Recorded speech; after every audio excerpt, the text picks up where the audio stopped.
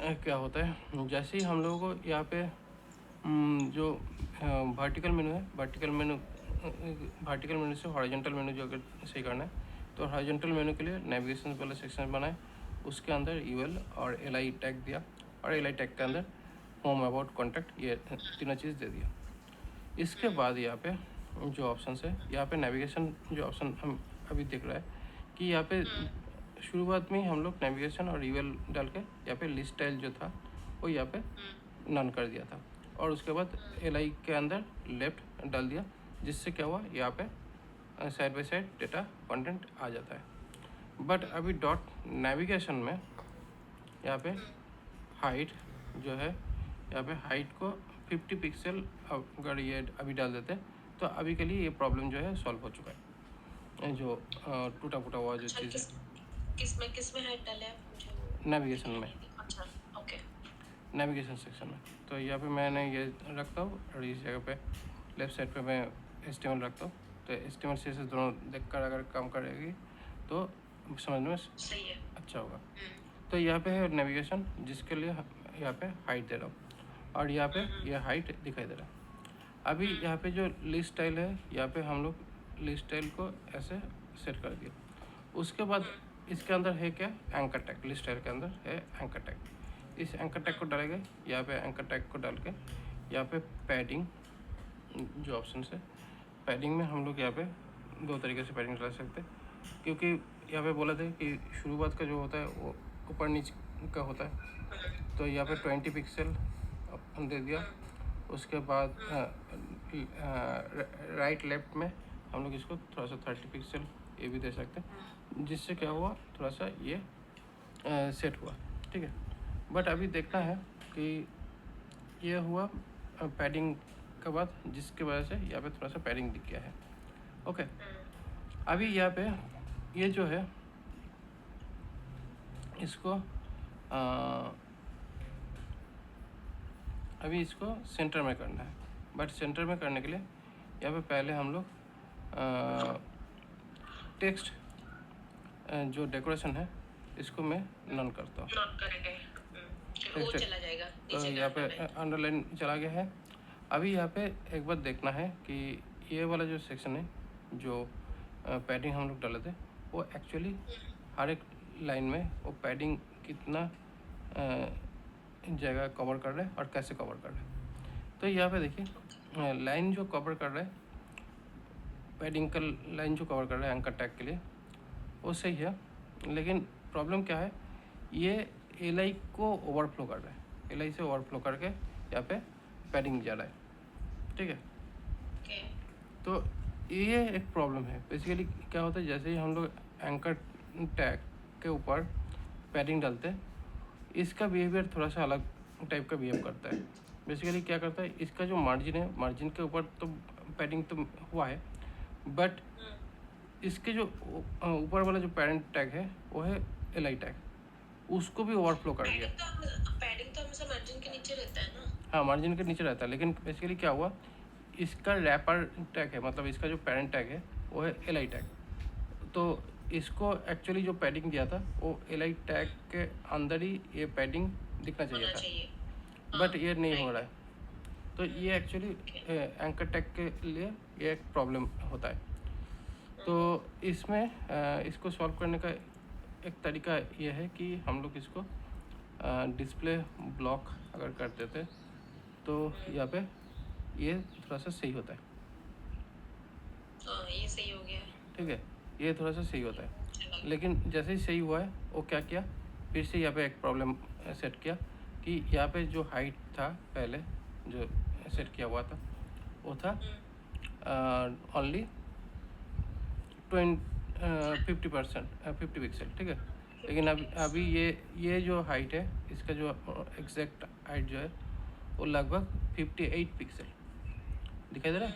Radius 99.1 58.5, तो 58.5 pixel height हो चुका है। तो इस हाइट को कवर कर रहा है। तो अभी अगर हम लोगों को इसको थोड़ा सा सेटअप करना है, तो एक हम लोग यहाँ पे हाइट को यूज़ करके कर सकते हैं। 59 कर दिया तो ये सही हो जाता है। और इसके अलावा अगर हम लोग ये अगर नहीं करते तो यहाँ पे एक दूसरा ऑप्शन रहता है जो मैंने बोल रहा था कि यहाँ पे एक डीप बनाते क्लियर करके, यहाँ पे क्लियर बोथ बोलकर एक ऑप्शन रहता है।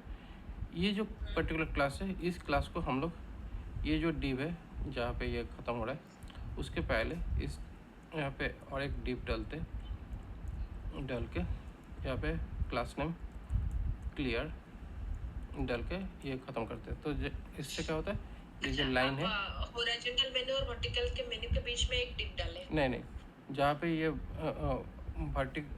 मतलब ये जो नेविगेशन है जहाँ पे ये ख़त्म हो रहा है, जहाँ पे ये ख़त्म हो रहा है उसी के उसके पहले, मतलब ये है एंड डिव एंड होने वाला है, उसके ठीक पहले ही, मतलब उसके अंदर ही, मतलब उसके अंदर हॉरिजॉन्टल मेनू के अंदर ही, अंदर ही। बट बेसिकली ये एक्चुअली क्या है, ये एक लाइन ड्रॉ कर रहा है, इनविजिबल लाइन, जिससे क्या बोल रहा है कि यहाँ पे जो भी कंटेंट है ये लेफ्ट में रहा है, राइट में रहा है, जो भी रहा है, बट ये जो लाइन है ये लाइन पूरा कवर कर लो, क्योंकि यहाँ पे एक जो कंटेंट है इसके अंदर रहेगा, इसका जो मैक्सिमम हाइट होगा उसके अंदर ही ये कंटेंट रहेगा। तो इसलिए एक क्लियर ये ऑप्शन डाला।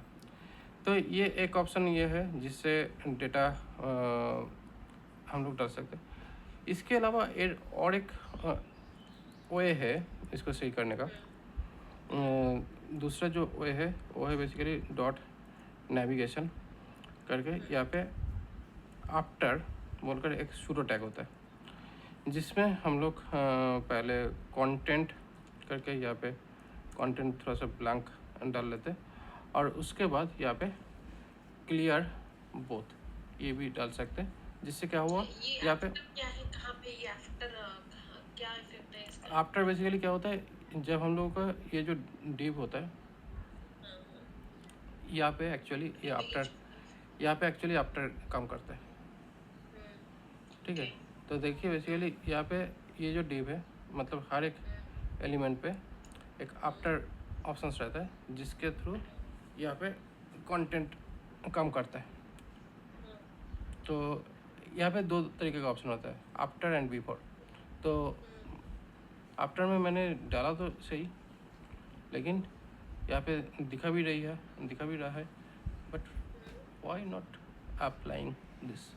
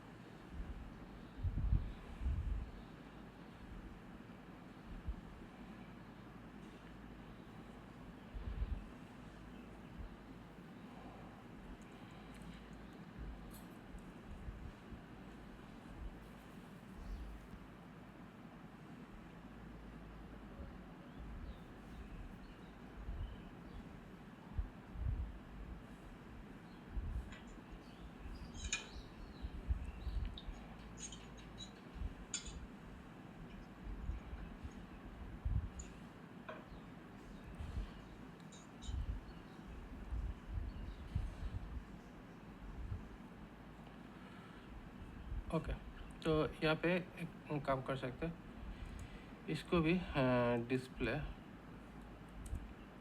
ब्लॉक करके देखते हैं। हो गया।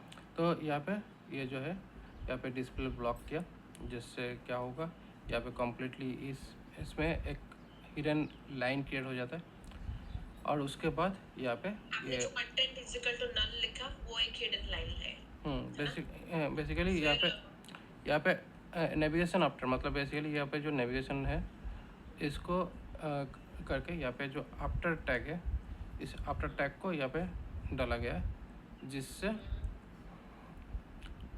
एक लाइन बन जाए।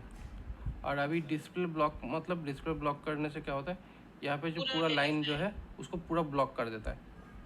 ब्लॉक करके यहाँ पे बोला था कि क्लियर लेफ़्ट राइट, तो इसलिए क्लियर लेफ़्ट राइट जो है, मतलब जैसे हम लोग फ्लोट यूज़ करते हैं तो इससे ये प्रॉब्लम होता है। अच्छा, ये कंटेंट वाला जो ऑप्शन है ये थोड़ा सा रहना चाहिए, नहीं तो यहाँ पे ये ब्लैंक डिप नहीं बैठता है। बेसिकली ये जो ब्लैंक डिप वाला जो ऑप्शन है वो बेसिकली मैंने जैसे दिखाया था शुरुआत में, यहाँ पे एक चीज समझ में नहीं है, क्लियर बूथ क्या करते हैं? क्लियर बूथ बेसिकली जब हम लोग फ्लोट यूज़ करते हैं तो फ्लोट में बेसिकली दो टाइप का ऑप्शन है। यहाँ पे दो ऑप्शन है, यहाँ पे लेफ्ट एंड राइट, ये दो ऑप्शंस एक्चुअली इसका प्रॉपर्टी है, ठीक है। मेनली लेफ्ट राइट, उसके बाद इनलाइन एंड इनलाइन स्टार्ट, ऐसा कुछ ऑप्शंस यहाँ पे है। तो मोस्टली यहाँ पे लेफ्ट एंड राइट यूज़ होता है।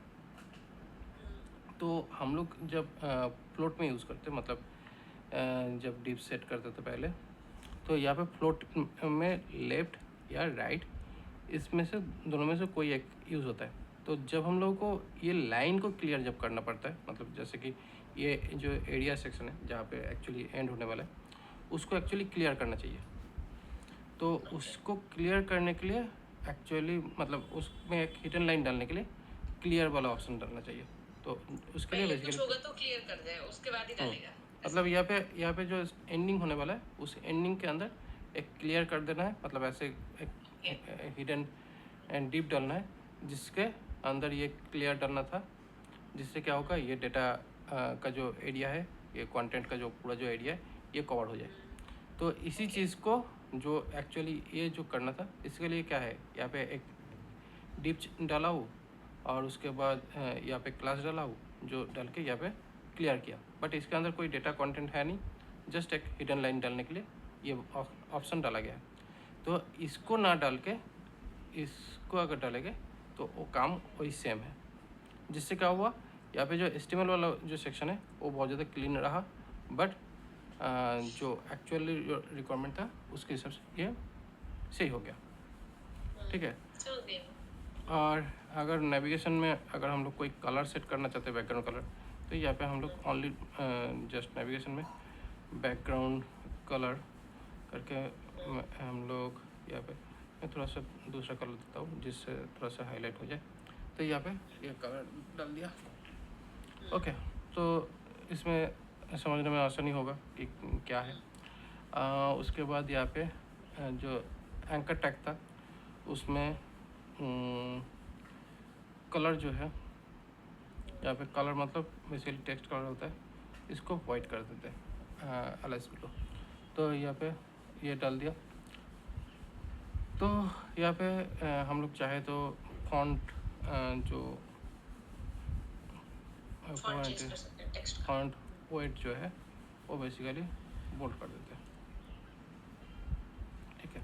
तो यहाँ पे फॉन्ट वेट जो है वो बोल्ड कर दिया, जिसमें ये चीज़ें देखने में अच्छा लगे, ओके। तो ये ऑलमोस्ट काम ख़त्म। उसके बाद सेकंड लाइन पे जो आता है वो होता है हॉवर।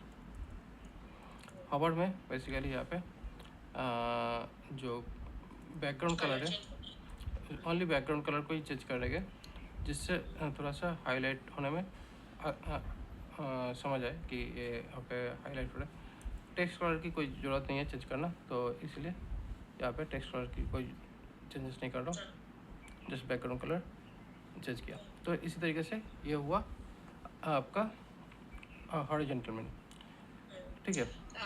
बस वही ट्रिकी पॉइंट था, वो क्लियर लाइन को क्लियर करना। लाइन को क्लियर कर यूज़ कर सकते हैं, मैं बहुत जगह में काम आएगा।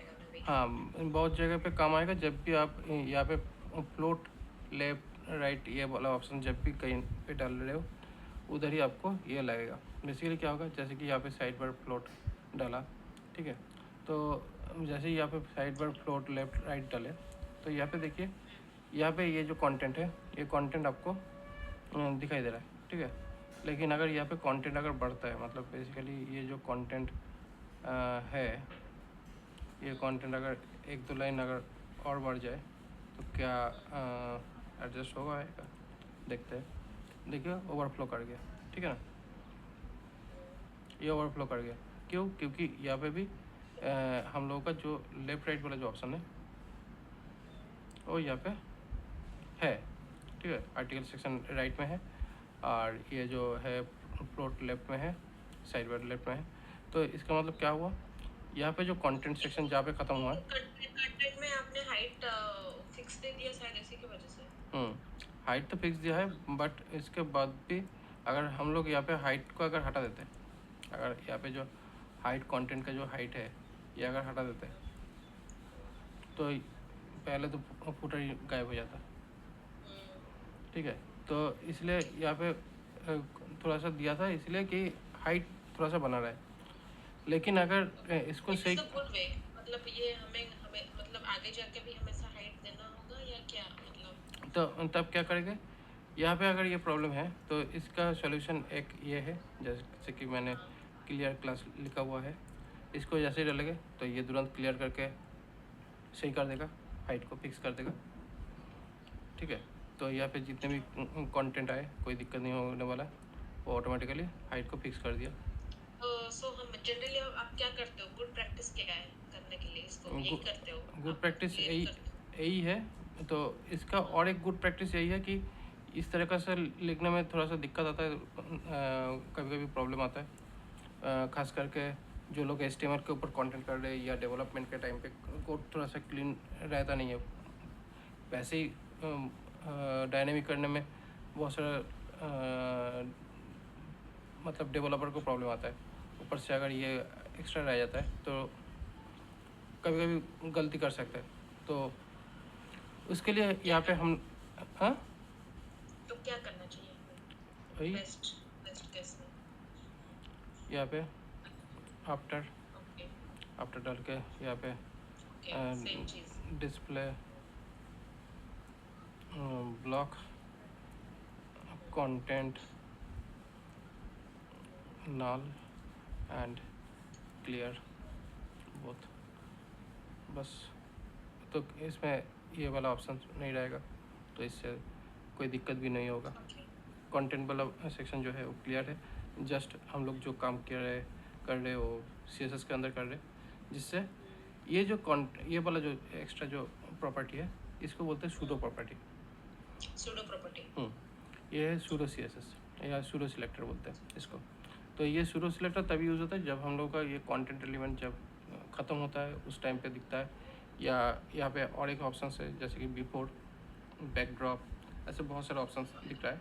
बिफोर क्यों यूज़ करते हैं? कब बिफोर मतलब बेसिकली जब यहाँ पे स्टार्ट होने वाला है, मतलब कभी कभी क्या होता है हम लोग इस पर्टिकुलर सेक्शंस पे किसी इमेज को लगाना चाहते हैं, तो उस टाइम पे बिफोर यूज़ कर सकते हैं, जो एक्चुअली उस पर्टिकुलर सेक्शंस में कुछ बैकग्राउंड लगाना है तो उस टाइम पे CSS रहता है।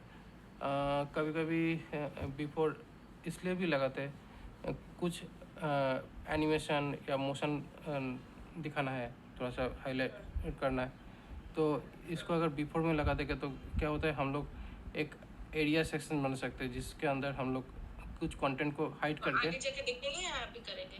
नहीं, आगे जाके भी देखेंगे नहीं, बेसिकली अगर करना है तो अभी करेगा, नहीं तो नहीं करेगा। बेसिकली क्या है, ये जो है स्पेशल टाइप के फीचर्स है जब एडवांस CSS में काम करते हैं, तो ये एडवांस CSS का पार्ट होता है जहाँ पे बहुत सारा हाई लेवल का जो डिजाइनिंग दिखता है CSS वाला, तो उसमें ये सूडो जो प्रॉपर्टीज़ होता है वो बहुत ज़्यादा काम पे आता है। अदरवाइज ये नॉर्मली जो भी CSS में लिख रहा हूँ उससे काफ़ी काम चल जाता है। एडवांस CSS पढ़ेंगे नहीं? एडवांस CSS पढ़ेंगे तो आप समझ नहीं पाएंगे, क्योंकि बेसिकली क्या है, ये जो भी CSS मैंने सिखा रहा हूँ इतना अगर आपको समझ आ जाता है, आपको कोई भी पेज का डिजाइनिंग आपको आ जाएगा।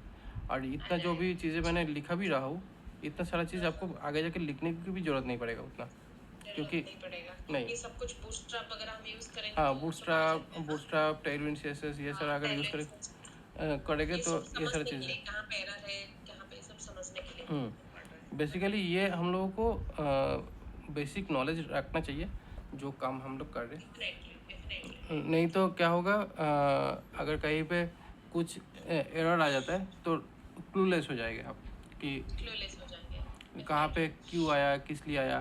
तो उस टाइम में आपको ना डिबग क्लूलेस कर होना सकते चाहिए, हैं ना तो इसीलिए बेसिकली आपको ये सिखाना है और कुछ नहीं। समझ गए। ओके, ये हो गया चीज़। उसके बाद नेक्स्ट, जैसे कि यहाँ पे देखिए अभी ये मेनू बार तो बन चुका है और अभी इस मेनू बार के अंदर अगर हम लोगों को ड्रॉप डाउन मेनू बनाना है, ड्रॉप डाउन मेनू बनाने का जो प्रोसेस होता है वो बेसिकली कुछ इस तरीके से होता है। रहता है एंकर टैग, एचर, ये हेडर रेफरेंस। उसके बाद यहाँ पे मान लीजिए कि प्रोडक्ट्स और सर्विसेज डाल देते हैं। सर्विसेज अभी ये सर्विसेज वाला मेनू डाला तो यहाँ पे ऑटोमेटिकली एक सर्विसेज वाला सेक्शन अटैच हो चुका है। अभी यहाँ पे सर्विसेज वाला अटैच होने जाने के बाद यहाँ पे ड्रॉप डाउन मेनू अगर डालना है तो ड्रॉप डाउन मेनू का खेल एक ही जैसा ही है। यहाँ पे भी वही सेम चीज़ और वही सेम स्ट्रक्चर ऑलमोस्ट। जस्ट जो कंटेंट होता है दिखाने वाले वो थोड़ा सा अलग हो जाता है, बट यहाँ पे जो है ऑलमोस्ट सेम है। सर्विस 1, सर्विस 2 ऐसे यहाँ पे डाल दिया। तो जैसे ही यहाँ पे डाला तो देखिए यहाँ पे अभी क्या दिक्कत है कि ये सर्विस वाला सेक्शन में फिर यूएल पहले से दिखने लगा, मतलब क्लिक करने से पहले यूएल एल आई आ रहा है। तो यूएल एल आई जो है यहाँ पे यूएल एल आई कैसे कम कर रहा था, यूएल और एल आई बेसिकली वर्टिकल कम कर रहा था। तो यहाँ पे भी यूएल एल आई वर्टिकल कम कर रहा है। बट अभी हम लोगों को करना क्या है, ये ड्रॉप डाउन मेनू है, मतलब जैसे ही यहाँ पे मेनू के ऊपर होगा तभी ये दिखेगा। तो ये कैसे करेंगे, इसको करने का जो काम है, यहाँ पे नेविगेशन जहाँ पे ख़त्म हुआ उसके बाद ये वाला सेक्शन आता है। यहाँ पे डॉट नेविगेशन, फिर से tricky part, U L L I फिर यू एल आ रहा है। तो यहाँ पे करना क्या है, यहाँ पे करना है पोजीशन। अभी यहाँ पे जो पोजीशन होगा ये पोजीशन होगा एब्सोल्यूट। तो ये पोजीशन हुआ एब्सोल्यूट। जैसे ही ये पोजीशन एब्सोल्यूट लिखा तो इसका मतलब क्या होगा, ये पोजीशन किसके ऊपर रिलेट करेगा। देखिए यहाँ पे पोजीशन एब्सोल्यूट मतलब बेसिकली इसके साथ ये पोजीशन एब्सोल्यूट हो रहा है। बट कभी कभी क्या होता है, प्रॉब्लम होता है, तो इसलिए क्या करते हैं, जहाँ पे पोजीशन एब्सोल्यूट करना है, मतलब इस पोजीशन को जहाँ पे एब्सोल्यूट करना है उसके ठीक ऊपर में हम लोग और एक ऑप्शन चलते हैं पोजीशन। यहाँ पे डालना पड़ता है रिलेटिव, क्योंकि अच्छा यहाँ पे नहीं, एंकर टैग में नहीं, क्योंकि एंकर टैग के बाहर एक्चुअली काम कर रहा हूँ। तो यहाँ पे क्योंकि जैसे ही ईमेल पे आए उसके बाद ही हम लोग का यहाँ पे आ सकता है। तो बेसिकली क्या करते हैं, ये भी इस तरीके से भी डाल सकते हैं, या आप ये नहीं डालते ऐसे भी डाल सकते, कोई दिक्कत नहीं है। बेसिकली ये अंडरस्टैंडिंग बढ़िया कर देता है कि आपका जो कंटेंट है वो कुछ इस तरीके से सेट हुआ है, ठीक है। तो जैसे ही आपका ये कंटेंट सेट हुआ है, अभी फिर आपको जो बैकग्राउंड कलर है वो डालना है, और यहाँ पे ब्लू हाइलाइट ये कलर आपने डाल दिया तो आपको ये दिख रहा है, ठीक है। अभी फिर आपको यहाँ पे थोड़ा सा विड्थ सेट करते हैं और ज़्यादा तो बेहतर होगा। तो यहाँ पे विड्थ जो है यहाँ पे 150 पिक्सल विड्थ करते हैं, तो यहाँ पे थोड़ा सा ज़्यादा विड्थ दिखाई दे रहा है। तो यहाँ पे थोड़ा सा ज़्यादा विड्थ दिखाई दे रहा है, बट बेसिकली क्या है, यहाँ पे जो यूएल के बाद जो एल है, यहाँ पे जो एल है इसको थोड़ा सा करना क्या है, विड्थ जो है इसको 100% करना है, क्योंकि पेरेंट के लिए हम लोग मतलब यूएल वाला जो एरिया है उसके लिए हम लोग पूरा सेट कर दिया, बट इस अंडर वाला जो सेक्शन है उसके लिए हम लोग प्रॉपरली सेटअप नहीं किया था, ठीक है। तो इसलिए LI वाले सेक्शन में इसको बोल दिया कि पूरा जितनी भी जगह मिले वो पूरा कवर कर लो। तो यहाँ पे पूरा जो साइज़ है वो पूरा कवर कर लिया। इसके बाद से यहाँ पे पूरा साइज़ यहाँ पे दिखाई दे रहा है, ठीक है। क्योंकि पहले जो LI टैग था इसके ऊपर एक्चुअली कोई हाइट नहीं था, हाइट विथ कुछ था नहीं। तो इसके वजह से क्या हुआ था, यहाँ पे उतना ही हाइट था जितना इसका कंटेंट था, उतना ही इसका वाइड होता था। यहाँ पे भी ऑलमोस्ट सेम ही है, क्योंकि ये लेफ्ट, इसका पोजीशन लेफ्ट था, ये भी सोच लिया था कि इसका भी पोजीशन लेफ्ट ही होगा। तो इसी वजह से ये उतना ही रखा जितना तक उसका कंटेंट मिल रहा था। जैसे ही यहाँ पे इस LI को बोला कि इसका वेट 100% होगा, तो ये वेट 100% तो होगा, लेकिन किसके ऊपर, वो UL के ऊपर बोल दिया गया है कि इतना % वाइड डालना है। उसके बाद एंकर टैग का जो काम जैसे बनाया था पहले, एंकर टैग का जो हॉवर पोजीशन जो बनाया था ऊपर में, वही चीज़ फॉलो कर रहा है। अगर हम लोग चाहे नया डिज़ाइन करना तब हम लोग ये कर सकते हैं। अभी हो गया ये मेनू वाला पार्ट, ओके, मेनू वाला ड्रॉप डाउन मेनू। लेकिन अभी ये काम कैसे करेगा, जैसे ही यहाँ पे आएगा वैसे ही तो दिखेगा ना। तो ये कैसे होगा, इसको करने के लिए यहाँ पे एक ट्रिक है। ट्रिक क्या है, ये बाई नॉर्मली तो ये दिखेगा नहीं, मतलब यहाँ पे जो नॉर्मल जो प्रोसेस है इसमें ये दिखेगा नहीं। तो इसलिए क्या होगा, यहाँ पे डिस्प्ले होगा नन बाय डिफ़ॉल्ट, ओके। तो दिख नहीं रहा है, हाइड हो जाएगा पहले, हाँ पहले हाइट हो जाएगा।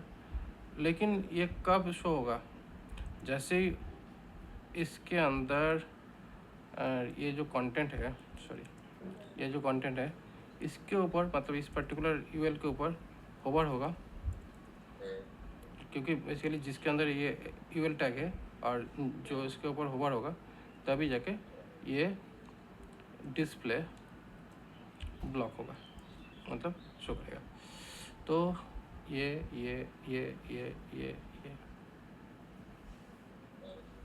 दिखा, तो ये हुआ ड्रॉप डाउन मेनू। उसके बाद फिर से आप यहाँ पे भी कर सकते हो, उसके बाद यहाँ पे भी कर सकते हो, ऐसे करके बहुत लाइन जा सकते हैं। बट जितना लाइन जाएगा उसके लिए हम लोगों का जो ये जो ट्री है लिखने का, ये ट्री को प्रॉपर्ली समझो। नहीं, सेम रहेगा नहीं, थोड़ा सा इधर उधर होता है, बट ये देख कर समझ के करना पड़ता है। और उसके लिए ये जो एक्सपर्टीज़ है ये काफ़ी ज़्यादा प्रैक्टिस करने के बाद ही आ जाएगा, नहीं तो नहीं आएगा। तो ये जो मैंने जो चीज़ें दिखाए ये काफ़ी कॉम्प्लिकेटेड चीज़ है, ऐसा नहीं है कि बहुत सिंपल चीज़ है, ये काफ़ी ज़्यादा कॉम्प्लिकेटेड है। और आपको अगर ये नेविगेशन, मतलब हॉरिजॉन्टल नेविगेशन आपका अगर बनाना आ जाते हैं प्रैक्टिकली, तो मान लो कि आपको ऑलमोस्ट 50% CSS समझ आ गया। क्योंकि ये जो है ये एक CSS का सबसे बढ़िया एक्सरसाइज है CSS को समझना, क्योंकि ये कर पाना बहुत सारे लोगों को बस में नहीं होता है। और ये करने का बहुत अलग अलग तरीका है, बट अगर इस तरीके से आप इसको डिज़ाइन कर सकते हो तो बेसिकली आप CSS को बहुत अच्छे तरीके से जानते हो। और जब ये कर पाओगे तब आप बहुत ही आसानी से किसी भी तरह का CSS को डिबग भी करने में सक्षम हो जाओगे, जो भी मैंने यहाँ पे चीज़ें लिखा हूँ। तो ये CSS ऑलमोस्ट ग्राउंड जीरो है और एवरी CSS का। और एक बार ये समझ लेने के बाद फिर हम लोगों को और एक सेक्शन रहता है W3 स्कूल्स में, वो होता है बेसिकली आपका CSS सेक्शंस में RWD, मतलब रेस्पॉन्सिव डिज़ाइन। और ये जो रेस्पॉन्सिव डिज़ाइन में सबसे बड़ा जो चीज़ होता है ये एक मिरर टैग है, जो ऑलरेडी हम लोगों के पास यहाँ पे ऑलरेडी दिया हुआ है। ये सबसे ज़्यादा इम्पोर्टेंट है इस पर्टिकुलर मिरर टैग, क्योंकि अगर इसको ना यूज़ करें तो मोबाइल में कुछ इस तरीके से दिखता है, और अगर ये यूज़ होता है तो इस तरीके से दिखता है, जिससे क्या होता है हम लोग का जो टेक्स्ट का जो साइज़ होता है, इमेज का जो साइज़ होता है, वो उसका ज़्यादा रेजुलेशन का फ़र्क नहीं आता है, वो रीडेबल रहता है। लेकिन उसका जो साइज़, उसका जो स्टाइल है वो चेंज हो सकता है, जैसे कि उस according to the device. According to device और अकॉर्डिंग विथ। तो ये ऑटोमेटिकली क्या करते हैं, ज़रूरत पड़े तो साइड पे साइड देखने की जगह पे वो साइड से नीचे आ जा सकता है, लेकिन उसका जो कंटेंट है वो रीडेबिलिटी छोड़ता नहीं है, क्योंकि यहाँ पे क्या होता है, जैसे ये छोटा कर देते हैं ये रीडेबिलिटी चला जाता है। तो यहाँ पे क्या होता है, ये रीडेबिलिटी नहीं जाता है, रीडेबिलिटी सही रखता है, लेकिन कंटेंट को ऊपर से नीचे कर सकता है इस पर्टिकुलर प्रोसेस में। और उसको करने के लिए हम लोगों को यहाँ पे जो ग्रिड व्यू जो डिज़ाइन है, ये डिज़ाइन थोड़ा सा समझना पड़ता है कि किस तरीके से होता है। तो ये ग्रिड व्यू जो है, कंटेनर वाला जो ऑप्शन है, यहाँ पे एक ऑप्शन दिया हुआ है, वो हम लोग बहुत अलग अलग तरीके से कर सकते हैं। यहाँ पे grid container, grid display grid करके कर रहे, बट ये नॉट ओनली डिस्प्ले ग्रिड, यहाँ पे फ्लेक्स हो सकता है, हम लोग जैसे प्लॉट लेफ्ट राइट करके कर रहे हैं वो भी कर सकते हैं। इसका मेन इम्पोर्टेंट पार्ट जो है, जहाँ पे हम लोगों को मीडिया वाइड एंड हाइट का जो पार्ट है वो उसको समझना है। तो उसको समझने के लिए पहले हम लोगों के पास जावास्क्रिप्ट से वो चीज़ समझ आता था, बट अभी क्या होता है, अभी CSS के अंदर ही एक ये ऑप्शंस डाल दिया गया है, जिसके वजह से क्या होता है, यहाँ पे समझ आता है कि अभी हम लोगों का जो स्क्रीन है उसका साइज़ क्या है, वो CSS ऑटोमेटिकली डिटेक्ट कर लेता है। और जिस तरीके से आपको वो साइज़ मिलेगा, उस साइज़ का जो कंडीशन है, मतलब ये बेसिकली एक कंडीशन है कि यहाँ पे बोल रहा है कि ओनली स्क्रीन मतलब जस्ट आपको ये स्क्रीन में दिखेगा, ये दूसरे कोई डिवाइस में नहीं दिखेगा। CSS लिखने का और एक तरीका और एक चीज़ भी है कि हम लोग जो इन्वॉइसिंग ऐप बनता है ना, आप हाँ, जहाँ पे इन्वॉइस बनता है बहुत सारा,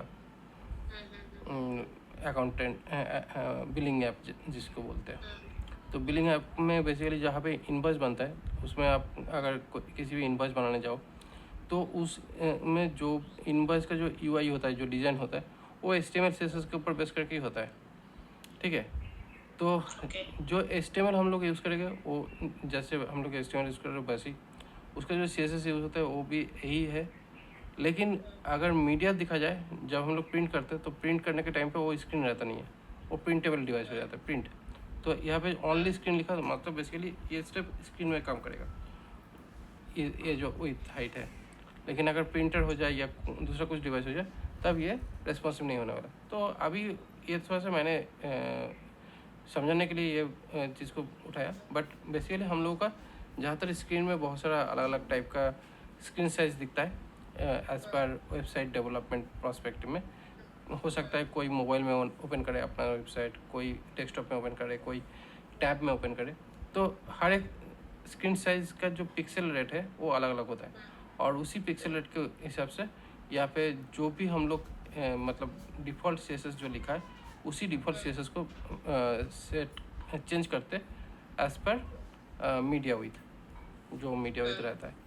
और उसी के वजह से यहाँ पे ब्रेक पॉइंट बनता है। तो यहाँ पे हुआ ब्रेक पॉइंट, और उस ब्रेक पॉइंट को कुछ इस तरीके से बनाया जाता है। यहाँ पे ब्रेक पॉइंट बनाने का बहुत अलग अलग तरीका होता है। यहाँ पे ग्रिड से दिखा रहा है, बट ग्रिड के अलावा भी बहुत सारे ऑप्शन है जो हम लोग यूज़ करते हैं। ठीक है, तो ये बहुत ज़्यादा इम्पोर्टेंट चीज़ है, क्योंकि मैंने जो दिखाया इसके बाद ये वाला चीज़ काफ़ी इम्पोर्टेंट आ जाता है।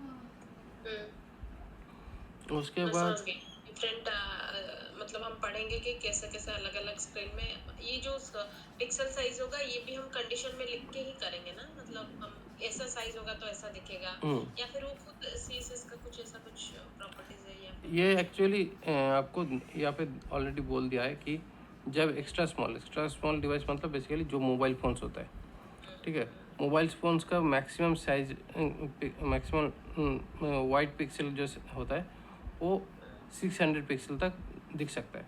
ठीक है, अभी आप बोल सकते हो नहीं मोबाइल में तो बहुत ज़्यादा पिक्सल का स्क्रीन डिस्प्ले रहता है, आप बोल सकते हो, क्योंकि हम लोगों के मोबाइल पे अलग अलग मोबाइल तो सेम साइज का नहीं होता है, मतलब अलग अलग साइज ऑलमोस्ट सेम ही होता है, बट क्या होता है बहुत ज़्यादा अच्छा मोबाइल पे बहुत ज़्यादा पिक्सल रहता है। किसी में 4000 मतलब 4K जो पिक्सल रेट होता है वो भी है, कहीं पे HD पिक्सल रेट जो है वो रहता है, बहुत सारा अलग अलग पिक्सल रेट रहता है, जिसकी वजह से क्या होता है हम लोग के जो मोबाइल फ़ोन का जो स्क्रीन होता है वो बहुत ज़्यादा क्लीन दिखता है और क्लियर दिखता है। छोटे पिक्सल होने के वजह से ही क्लियर दिखता है, बहुत पिक्सल रहता है बहुत इसीलिए। ज़्यादा पिक्सल होने की वजह से दिखता है, क्लीन रखता है, क्लीन दिखता है।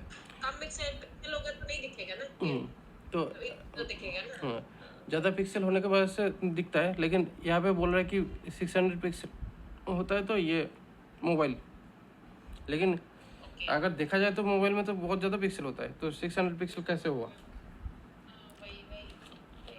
तो फिर क्यों ऐसा बोल रहा है? इसीलिए मैंने ये टॉपिक को मैं बोल रहा हूँ, क्योंकि बेसिकली कंफ्यूजन हो सकता है ना कि 600 पिक्सल बोल रहा है कि, लेकिन मेरे मोबाइल में तो वाइड तो 600 पिक्सल का नहीं है, बहुत ज़्यादा है।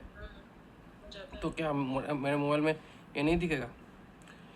लेकिन बेसिकली क्या है, मोबाइल है जो आपका छोटा डिवाइस, हाँ चीज़ें वहीं पे आ जाता है कि आपका मोबाइल जो है वो छोटा डिवाइस, और छोटा डिवाइस में बेसिकली क्या होता है, छोटा डिवाइस में आपका उसमें 600 पिक्सल जो होता है, 600 पिक्सल को मल्टीप्लाई कर देते, 4-5 मल्टीप्लाई कर देते एज पर पिक्सल रेशियो। ठीक है, तो बेसिकली क्या होता है, आपका यहाँ पे आप नॉर्मली जो डेस्कटॉप स्क्रीन रहता है उसमें 600 पिक्सल, और एक मोबाइल का जो 600 पिक्सल, उसका दोनों का रेशियो अलग है। मोबाइल में 600 पिक्सल रेशियो मतलब जो एक्चुअल पिक्सल है उसका 4 गुना करता है, तब जगह वो 600 पिक्सल बनता है। और डेस्कटॉप में जो होता है उसमें विंडोज़ में 600 पिक्सल अलग है और मैक का 600 पिक्सल अलग है, क्योंकि पिक्सल डेंसिटी जो है उसके हिसाब से एक्चुअली उसका जो साइज़ है वो बनता है। तो यहाँ पे एक स्टैंडर्ड है 600।